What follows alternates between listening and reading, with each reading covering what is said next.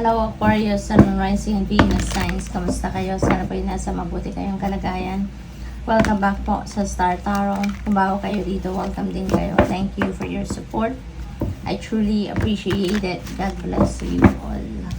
Aquarius, pauna mensahe ninyo ay 3 of Ariel. Ayan. So, dito sa 3 of Ariel, Aquarius, parang yung focus ng iba sa inyo dito is personal growth, no? Pwede rin na career or artistic endeavor na yung mga bibigyan ninyo ng panahon sa ngayon. At maaring tapos na kayo doon sa work, pagtatrabaho na masolo, pagtatrabaho mag-isa, no? Maybe you are done with that. Kaya naman ang iba sa inyo dito, Aquarius, is going to work with other people. Parang siguro sa ngayon, mas pipiliin nyo na makipag-collaborate kayo, makipag-partner kayo sa iba, makipagtulungan, no? Or humingi ng assistance, or pwedeng mas pipiliin ninyo na collaborate, no? Yung gano'n.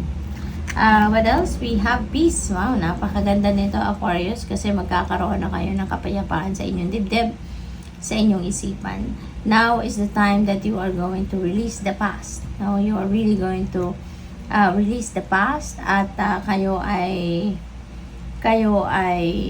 magsisimula ng tumahak sa bagong daan, no, patungo sa pagbabagong buhay, no?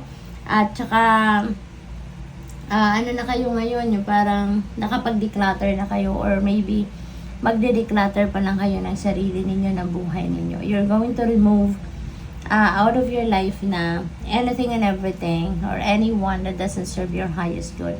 Lalo-lalo na yung mga tao, sitwasyon, or mga bagay that reminds you from your past, no? Parang yon, tatanggalin mo na kasi maaring hindi masyadong maganda yung naging sitwasyon ninyo nung nakaraan.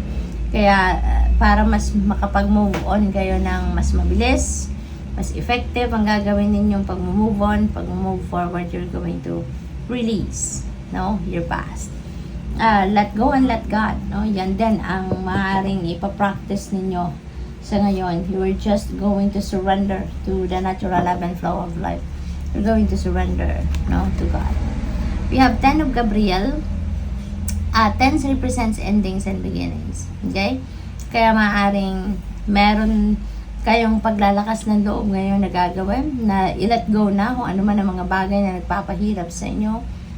I-release na yung mga bagay na or sitwasyon na nagpapahirap na lang sa inyo. No? You are going to release them. You're going to let go of them. No? At ano na kayo, mas pipiliin nyo na ngayon kung ano yung how can you make your life easier, no? Didiskarte kayo, mag-iisip kayo. And one diskarte na gagawin ninyo is kung ano yung nagpapahirap sa iyo right now, no? Gagawin ninyong gagawin ninyong massive clearing, no? Yung ganap dito, at tatanggalin mo na ang mga yan sa buhay ninyo. Okay? What else? Siguro, ang iba din sa inyo dito, people pleaser, no? Maaari din na napagod na kayo dyan. At marirealize ninyo na kahit anong gawin ninyo, kahit pakainin ninyo sa palad ninyo yung mga tao sa paligid ninyo, talagang it's really hard for them to please, diba? Kaya, marirealize ninyo na tama na, no? Mas pipiliin ninyo sa ngayon na i-prioritize ang inyong sarili, at ang sarili ninyong kaligayahan, at ang sarili ninyong peace, no? Rather than trying to do anything and everything for other people na ang hirap-hirap naman nilang i-please. Kahit anong gawin mo, nagsasakripish ko na't lahat, pero hindi pa rin na-appreciate ng mga taong ito ang effort mo. Kaya you are also going to cut your connection or the cords between you and those people. We have divine guidance. Ayan, this is really good kasi maaring nagigising na kayo sa katotohanan about mga sitwasyon na ganyan because of divine guidance then. Maybe you are being enlightened, no? Illumination is sent to you, no, by the divine. Kaya nagkakaroon na kayo ng kalinawan sa inyong isipan, no? Maybe, ang iba sa inyo dito, mayroon nakakausap na mga spiritual guide, spiritual teacher, mga ganon, spiritual counselors, at sila yung tumutulong sa'yo, no? Na magkaroon ng kalinawan ng inyong isipan, sila yung nagagabay sa'yo. So, which is really good. What else?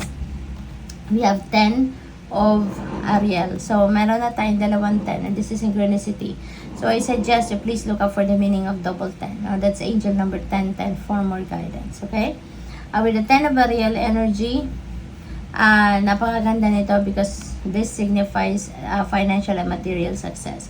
Maaring meron kayo ditong mga ipon na, nakapag-ipon na kayo ng malaki-laki, and that would be enough, no? Para masuportahan ninyo pangangailangan ng sarili ninyo at ng inyong pamilya for the long term.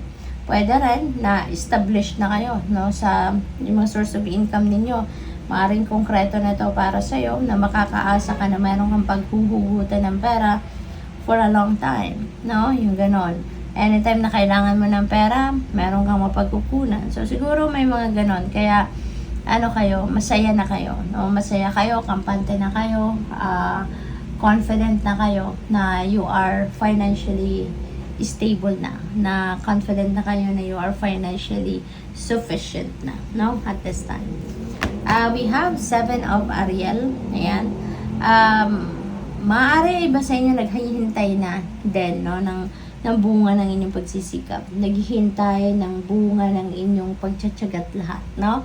Pagtatrabaho at lahat. At sa ngayon,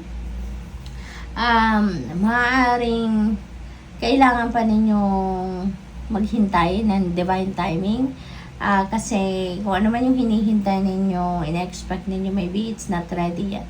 Ginagawa pa, pinagtatrabahuan pa to ng divine universe. Kaya, while you are waiting, now is the time for you to do some kind of reflection and introspection and contemplation. What you have done already, no? At may kulang pa ba? Kompleto na ba? Na-exhaust mo na ba ang lahat na dapat ninyong gawin? Diba? So, magmuni-muni muna kayo. Kasi mamaya, baka may kulang pa. Diba? So, good luck sa'yo. Thank you for watching. Love and light. Namaste.